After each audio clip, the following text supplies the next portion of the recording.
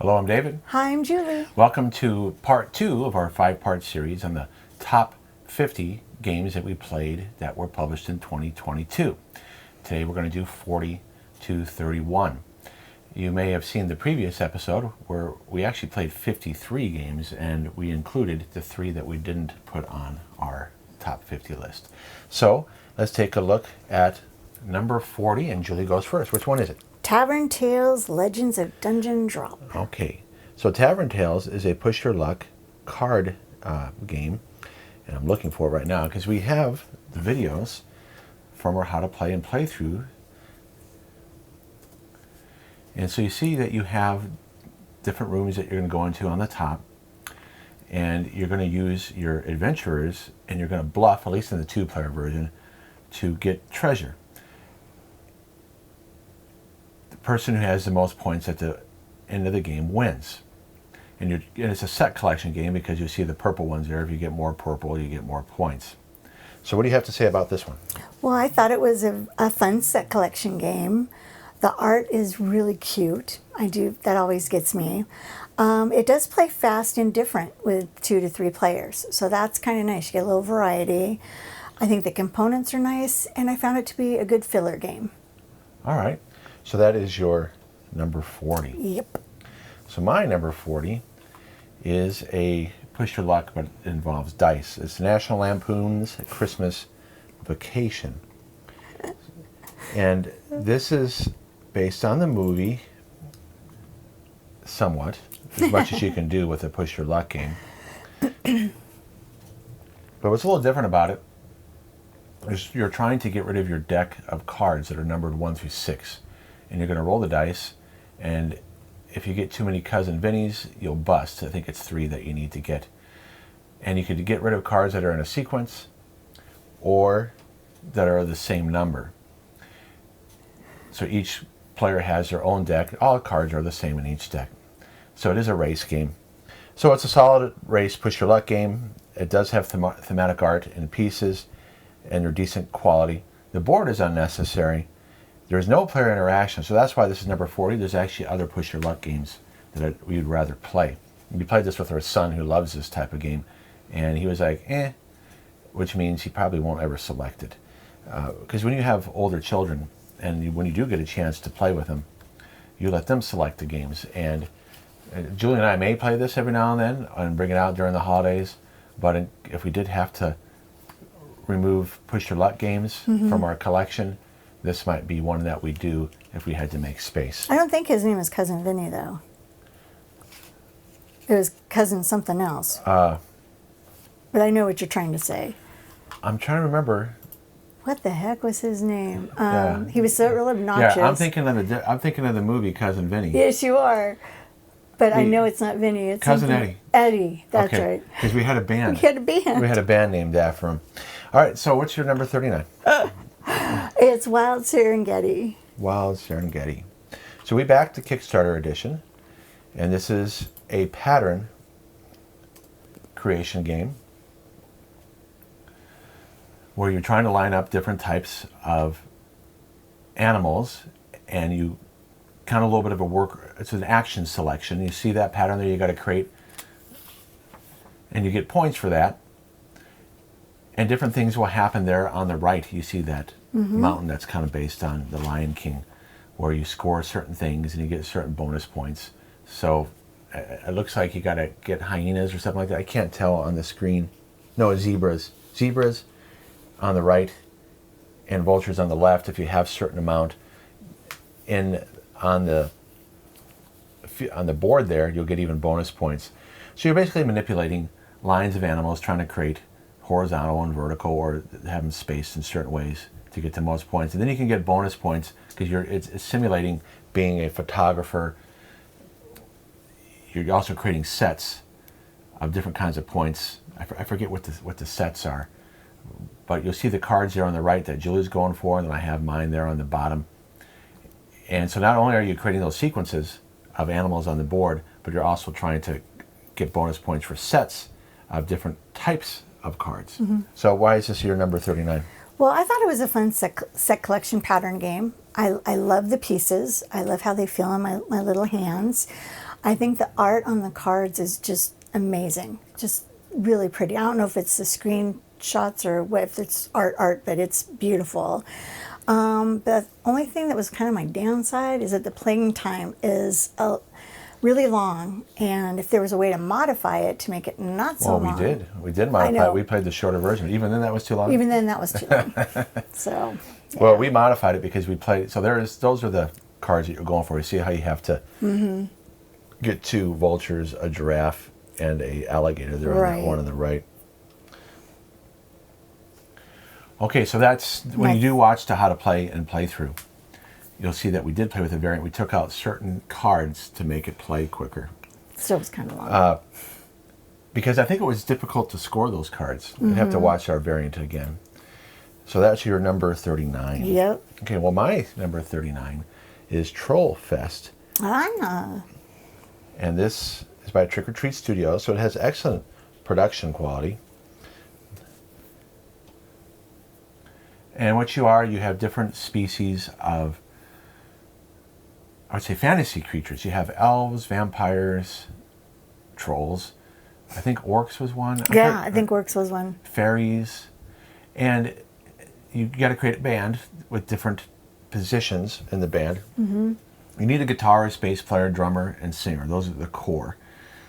You can't have a band without that. But you can add a second guitarist, and they have, kind of jokey things that you can have. They're like an accordion player or a flutist. And not that there has been bands with those positions. That's right. But the thing is, it would be unusual. And so you're trying to create sets of your band members. So if you have all vampires, you can get different things. And you're racing to different cities to be there first. So if I get there first, I'll get more points than if Julie would go second. Now, it's really a game for 3 to 5 players, if I remember. No, 3 to 6 players. 3 to 6. We did a variant to make it for 2 players. So if you watch that, and the way we did the variant is we just took out certain cities on the board there. So why did I put it at 39? Well, one, the positives are it's a fun, easy to play set collection race game. And the theme is cool. Being a musician, I do appreciate that, although they did miss the opportunity to have it represent things in real life. Like they should have had somebody that might have had a bat in their hand about ready to bite its head off. If you know who that is, that's Ozzy. So they could have did things like that, reference things that actually exist in real life.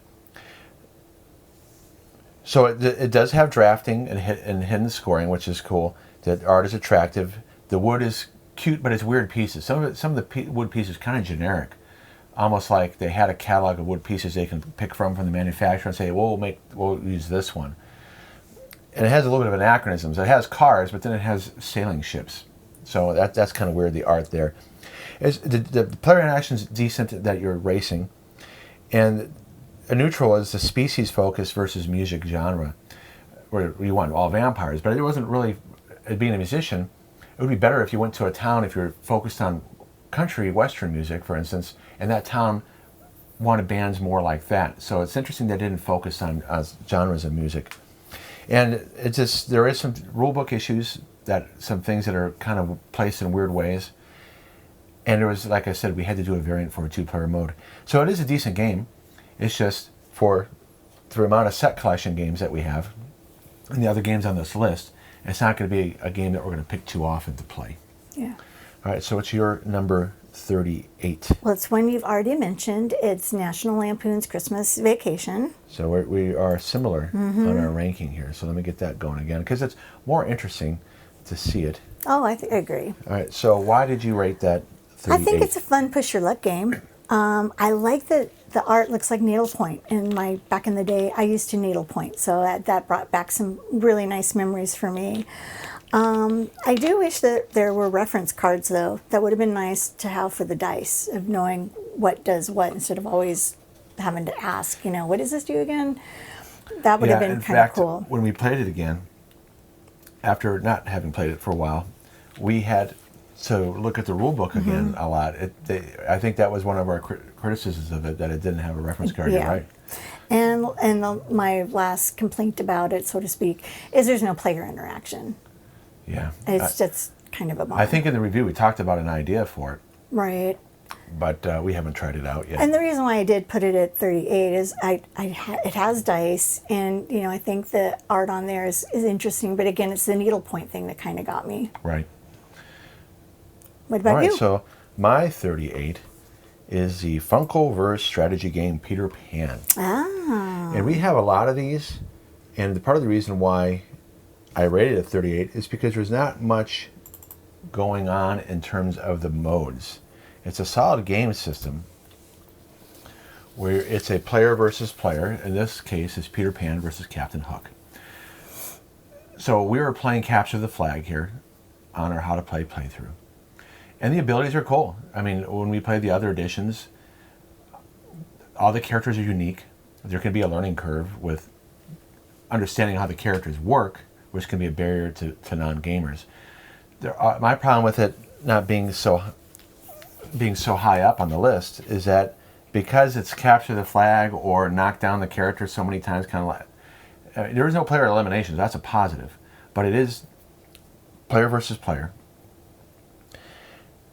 But there's not much. It would be interesting if they had a cooperative mode or other modes of play. We have almost all the sets except Golden Girls. And there's not much variety between the game modes that you can play. Now, there's variety between the characters.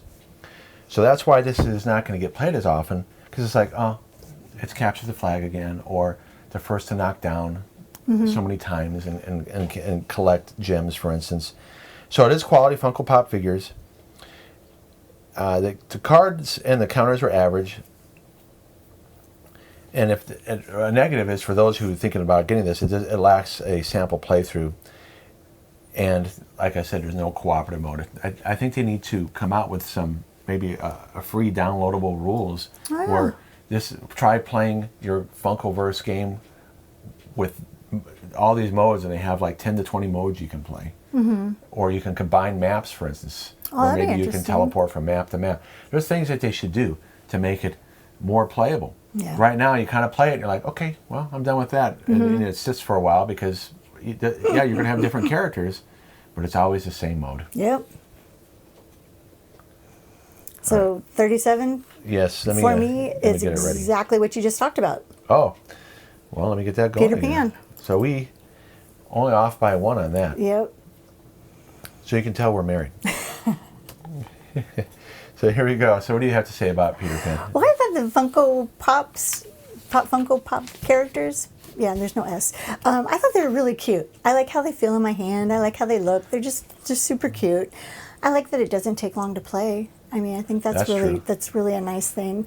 I think the art is really nice on the board. You do feel like you're on a boat, which is kind of fun. The components are solid. I like them. And again, I agree with David. There's no cooperative mode, which I wish there was. I think it would have I don't know if it would have been more fun to like have two people team up on Captain Hook or something. Right. I don't know. They could have did what's artificial intelligence rules, where they have a deck of how the character's going to act, or based on what's going on. I mean, other games have this, that have a way for a computer, in other words, non-player component, non-player opponent, where yes, us two would be against somebody else. Yeah, I think that would have been kind of cool. We'd probably play it more if that was the case. And the other thing I thought of is that young players might need help understanding the cards. And if you do play with a young person, you'd either want to team up with them or really talk about it before you start playing, or I don't know. But I think younger players might need help. Well, that's the learning curve, is learning the new characters. I mean, for instance, with Captain Hook there, how his cannon works versus... The first time I played Peter Pan, I didn't play him right. I didn't realize that he can remove himself from the map and then reappear on a point space, a token space to get points. And say, now I can be more competitive because the first time I didn't win. Right. But now that I know how to do it, Peter Pan's almost too easy. Yeah, yeah. So the system's solid. I agree with you. It needs more modes. Yep. Okay, so my 37 is, you've already mentioned this on your 50 to 41. It's Cellulose. Did I pronounce it right? Cellulose. Yeah, There you go. It's got to do a little slower. A plant cell biology game. Now, being an educator, I often will back games from this company. I'm always interested. I do want to support companies that do educational games. And this is a better design than Cytosis, which is the human version, the human cell version of this. This is the plant cell. And what makes this more interesting than Cytosis is that you have a plant there on the board on the left that you're focusing on the roots or you're focusing on the leaves, whatever direction I think you actually go in both directions, that's right. But you do have different paths you can go on. And so it is somewhat of a race game because as you develop the cell wall, I think it's with water. I think so, yeah. The game will eventually end, and you're trying to collect sets of cards and things like that. It's a solid worker placement, hand management, set collection game. And so it's engaging, and it's less restrictive than I said in the Cytosis one. It's quality components and art. We have the Kickstarter version, so some of those pieces are upgraded. Like you have metal pieces there that represent, I forget what chemical function it is, I don't know. So the rulebook lacks context for the casual gamer will struggle. And we're going to have another game on our list that's more concrete. This is, like I said, more abstract. Other than the board on the left, very concrete. Okay, yeah, I'm focusing on the roots and the leaves. But on the right, they even admit in the rulebook that they're guessing at how some of it may work. Oh, really? Because it's at the subatomic level. They're not too sure. Or it's at the atomic level, not the subatomic. So the focus reduces educational classroom usage. Because it is theoretical, you would maybe use it with an AP honors class, but even then, you have to decide, do I have enough? It could be enrichment. And you would have to probably teach somebody after school or during lunchtime to play when they're done with something. And then they take it out. But to do the whole class on it, so from an educator point of view, I would use this with a gifted and talented pull-out group if we had time. Whereas there's another game that we're going to talk about that I would use over this because it gets to the more concrete level and it's a lot easier to teach. I know what you're talking about, yep. So, and the science supplement, the part that was written by actual PhDs, it lacks accessibility. It does provide the information, but it's not something it's not written in a way where I can give out. If I were to give it to a high school student, they would need to be at the college reading level and be very interested in it. Oh. So even if they can read at the college reading level, if they're not interested in it, they'll be like, whatever. Yeah. So the game's solid, and we will play this over Cytosis. But because it is more abstract, it's not going to get played as other games on our top 50 list. Right. All right. Okay, you ready for my next one? 36, right? 36 is Star Wars Villainous Power of the Dark Side. Star Wars Villainous. I'm looking for it here. It is alphabetical. There we go. But, it's small text. Go ahead. Why did you pick this one? Okay. Well, I do think Star Wars fans will really like this. And I do appreciate Star Wars. I'm not as huge a fan as David, but I do like the movies, most of them. I think the screen grabs are awesome. I just think they're really cool. I don't know who some of these people, like these Death Troopers, I don't remember them, but I think it's... Oh, okay. And just like other Villainous games, it can get frustrating if you don't get the cards you want, but that's part of the game. And I have to admit, it took me numerous times to actually appreciate the game. At first, I was kind of like, but it's grown on me. I do like it, and if David wanted to play it, I'd be okay with that. I would play it. The components are average, but it's all right. And the only downside is it has to take that. Which, again, you need to do that in these Villainous games, otherwise you're not going to win. Right, that's where you got to do the fade action and try to slow down the opponent. Yeah. All right, so that is your number 36, right? Yes. I'm losing track here a little bit. Okay, so my 36, you talked about this in the previous, in part 5. Ooh. So, or is it part 1? Yeah, part this 1. Is part 2. See, I'm kind of backwards. So, my number 36 is Disney Villainous, Bigger and Badder. Let me get that ready for you here. So all these videos here, we're going to link to on the bottom. Where's that? There it is. So if you want to see a more detailed playthrough. So as mentioned in Julie's pick. It involves Syndrome and the teddy bear in Toy Story 3 and Merlin's opponent. See, I said Merlin last time. Merlin's opponent, I forget her name, and the Black Cauldron. So it's a solid addition to Disney Villainous. But one thing that's kind of a downer about it is that the art is very dark. It's like almost they put a dark filter over everything. Mm-hmm. And this is a cartoon. It's very bright, the cartoons. It's but true. why? But having used Photoshop and InDesign, I've taken graduate courses in InDesign. I'm pretty sure somebody put a dark filter on it, or they took down the exposure level of it. I don't know why you would do that. Because you want to make it a dark theme. So that's compared to the other. We were playing the different Disney Villainous games recently, and I was like, oh, well, these cards look great in a different set. For instance, the Snow White one. Yeah. They don't have that dark filter on it, so that's kind of a bummer about it.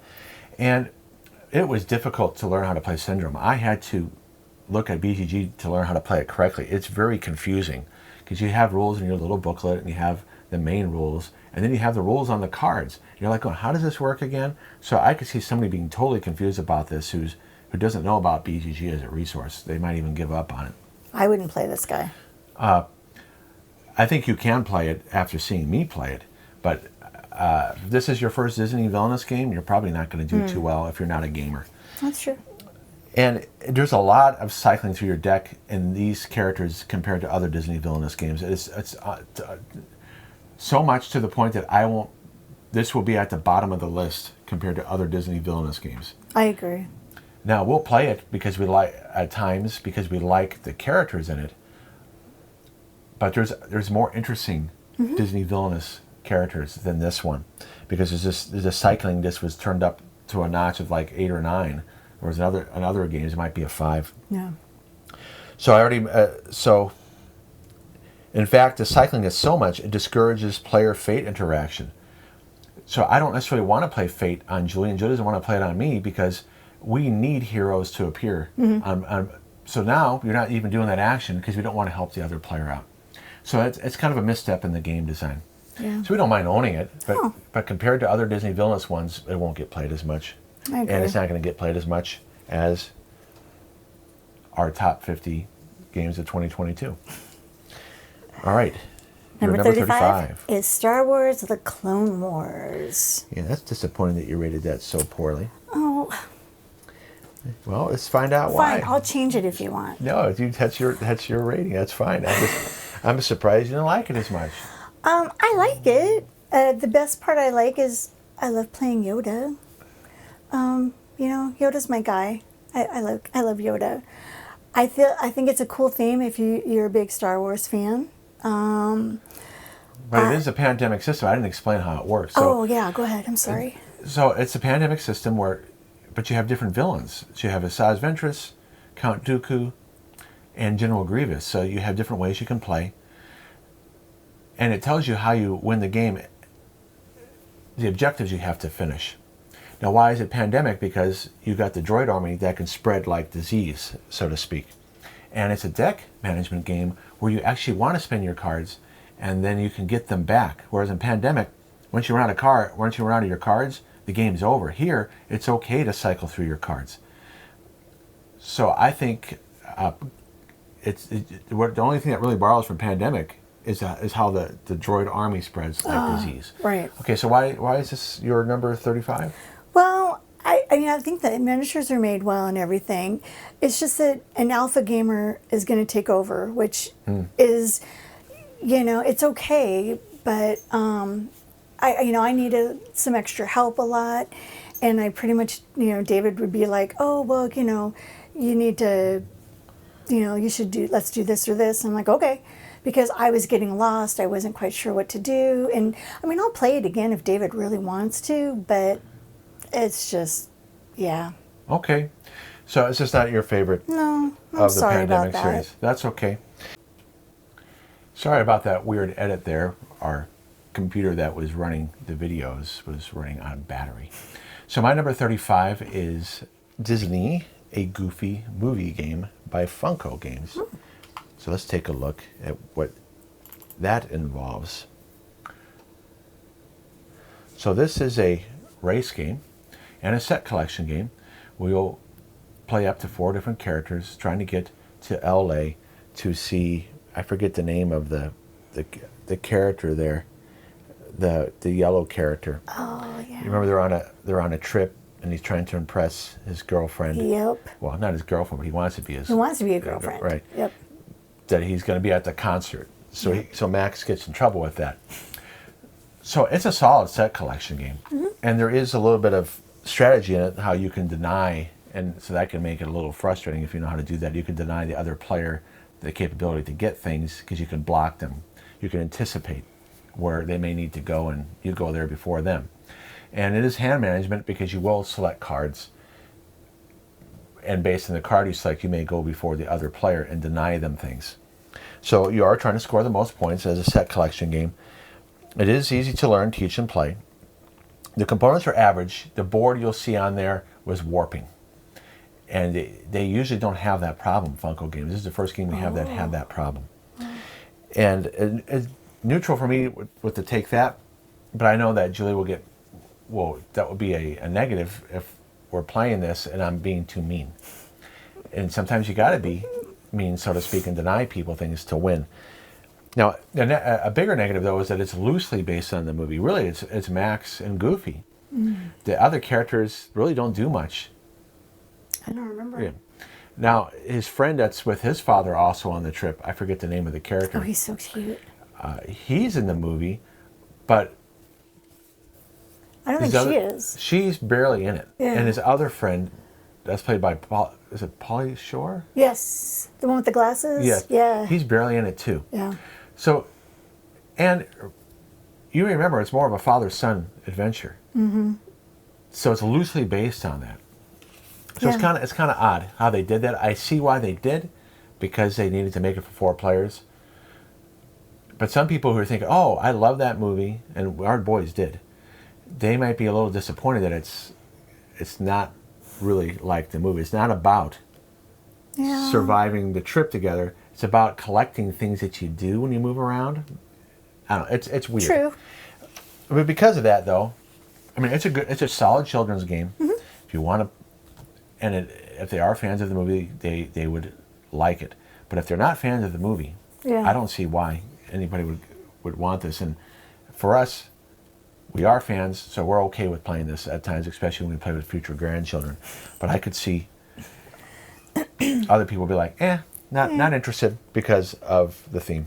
I get it. Okay. All right, so what is your number 34? Ticket to Ride San Francisco. Ticket to Ride San Francisco. So I have not talked about that one yet. So Ticket to Ride San Francisco. Yes. Is a fast-played version of Ticket to Ride. Mm-hmm. And unlike Ticket to Ride New York, it incorporates ferries where you have to use your wild cards to complete those routes. Mm-hmm. It adds set collection, where you see those tokens on the left here. When you visit certain places, you will collect tokens if you complete a route between one of those places with tokens. So not only are you going to get points for completing routes, you're also going to get points for sets. So it's a little bit of Ticket to Ride Europe and more complicated than Ticket to Ride New York. Right. So why did you rate this 34? Well, I found this to be more fun than Ticket to Ride New York. First and foremost, I enjoyed this a lot more. I love the colors on the board. I think the trolley cars are really cute. I think they're just so fun. You could picture your little self inside the little trolley car, which I've never been in one, but I thought they were really cute. It's easy to learn and play, and most of all, it's fast. It doesn't take long to play this game, which is a big key for me. All right, so that's your that's number 34. Mm-hmm. My 34 is another Funko game, and it's another children's game. Wow. This one is Disney Big Thunder Mountain. And so it's based on the ride. It has a really cool marble mechanic there where you'll see that you'll have different marbles there at the top. There's that mountain part comes off, and you put the marbles in there and you push down on it and they'll come down and go into different parts of the mountains. And as your train cars go around, you are collecting those marbles to get points. It is a deck builder, and that you're going to have certain cards you're going to hold in your hand, and you play them to get the marbles you want and to move around the track. It is a circular track. And you're going to be able to buy upgrades to be able to be more efficient with your moves and collect the things that you want, whether it's gold or ore, and to also deal with removing water, for instance. So it is a solid deck builder. It's easy to teach, although there is issues with the production quality. Some of that board there can be warped. Ours was not warped, but That's because good. of the way it was packaged, it can shift in the packaging, and then it will be at an uneven, so it will not lay flat. Oh, gosh. Because you see, it's a puzzle piece that goes around that plastic part of the board. It's in 4 pieces like a puzzle, and if it's not flat, it will it won't work properly. So that was a manufacturing issue. So it's thematically fun. It randomizes mechanics. It's decent art and components. Running the marbles can be challenging, especially for a young person, because you got to press down in just the exact way to get them to come out. So you got to have a little bit of finesse there. It can be frustrating for a younger person that doesn't have finesse, or for an older person for that matter. But it does lack strategic depth for experienced gamers. It's less likely to be played as often because of that. But it is a decent, so there you go, seeing it rotating right there. It is a decent, because you got to rotate it to get the marbles loaded, and then you press down on it to get them to come out. But it is a good introductory deck builder game. And for that reason, we are going to keep it in our collection. But how often, it's not going to get played as often as other games. Okay. Ready for my 33? You're 33. Which Is one? CoraQuest. You've already mentioned this one. I mentioned it in the part 1. I know. Well, I liked it more than you did. But you have to ask yourself, though, are you going to play this over other games? Maybe. Okay, so here's CoraQuest. It's, if you haven't seen the previous video, it is a dungeon crawler for children. The art is done by children. It was created by a father and daughter. And so the stories are very developmentally appropriate. You lay out tiles, and you got to play at least 4 characters though. So even if you're only playing with 2 players, you'll see that we're playing 4 characters. And you're exploring, and you have scenarios, and you're going through to complete the quest or the scenario, and you have different objectives and foes to face. So why is this number 33? 33. I think the art, first and foremost, the art is absolutely adorable. And knowing that it was made by kids just melted my heart. I love that about this game. I love that it's easy to learn and to play. I love the dice. I also love, the biggest thing is that it's cooperative. And I'm really big on cooperative games. That's probably like my favorite,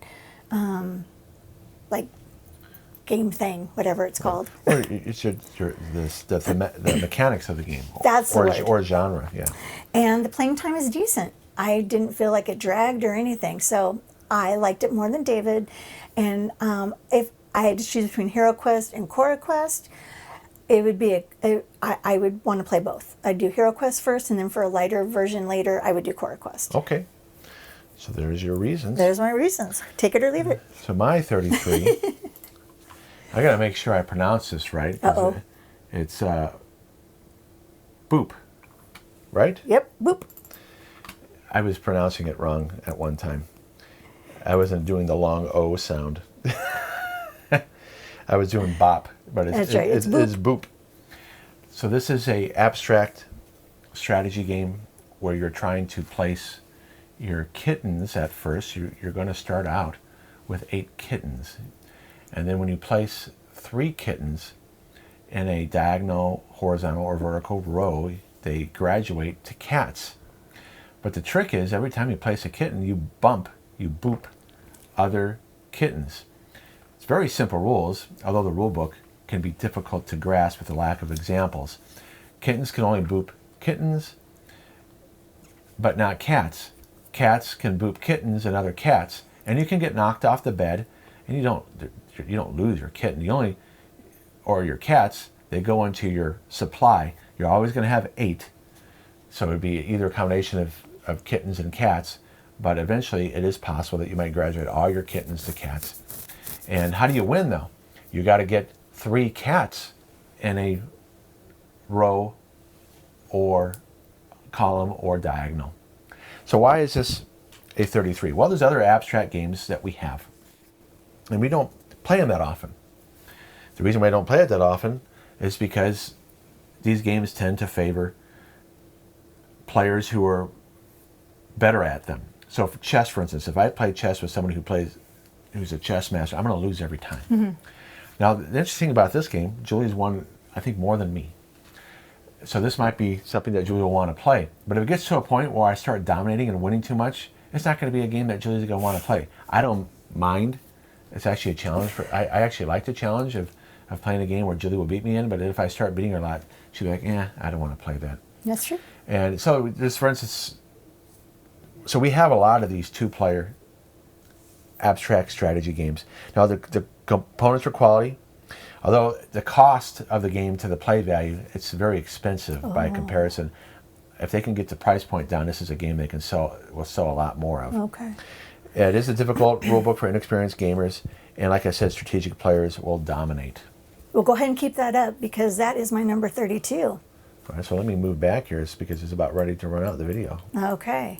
So we rated this pretty close to each other. Yep. So why is that your 32? Well, I think it's a fun two-player game, and the cats are really cute, and the kittens are really cute, which is a big thing for me. So I really like that. Excuse me.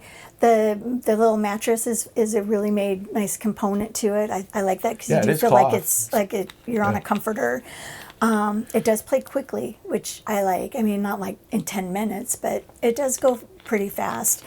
And as David mentioned before, it can get frustrating if you're not a big fan of abstract games. And this one, I hold my own, which is probably why I rated it one above David, because I have won it, and I do like it. But he's also correct in that if he starts beating me a lot more in this, I'll probably be like, yeah, no, I'm good. So right now, if I can still keep winning, I'm good to go. Let's play this. But once he starts really getting the hang of it and smoking me, that's it. Right. So like a lot of those games, yeah, the more experienced abstract. Yeah, the more experienced abstract player will totally dominate. But for now, I'm dominating, and I like it, and that's why I made it my... Right. No, it's definitely going to stay in our collection. Oh, yeah. And we'll probably play this over there's some abstract games we haven't played in years that sitting there gathering dust. But Boop would be like, okay, yeah, we'll play this one over those other 10 we have that have a lot of dust on them. No, I agree. All right. My 32 is a solid game.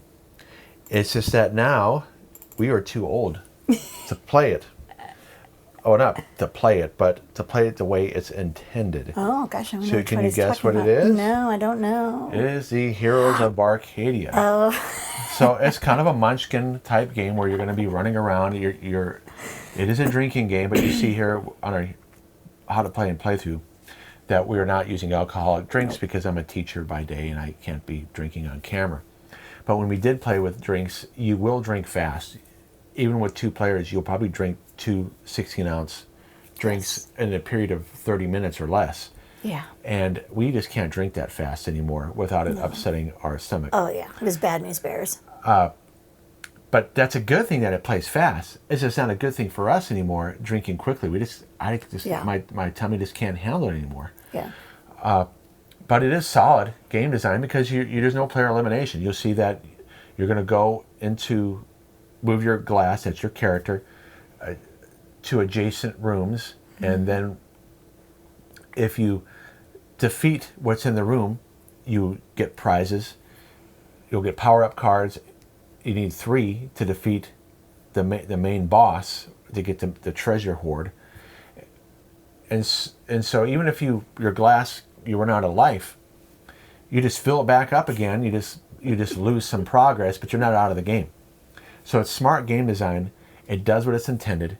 It's gonna make you drink, keep you in the game, and even then, if you're not doing well, you could still come back and win because you can't use any of your special cards or power-ups to defeat the boss. Right. You got to get a 15 or higher. So that means while somebody who might be ahead of you might be rolling to try to get over that 15, that gives you a chance to catch up. Mm-hmm. And it has really nice player interaction because you're going to find monsters that you have to you pick a player to defeat together, and if you combine your die stats, you roll your 20-sided die, and if you don't roll high enough, you both drink. Right. And then sometimes you'll find a monster, you got to pick a player to be that monster, and depending on who wins or loses, someone's going to be drinking. So again, it's solid design. All the components are waterproof, even the rule book. Mm-hmm. You do see in our camera that our glass had a crack in it. We didn't know about it, and they are replacing that. So they did get back. They had a delay in customer service, but okay. they did get back. Nice. So if you can handle drinking fast, this is the game for you. And you can still play it without drinking. Yeah. But we will bring this out at times.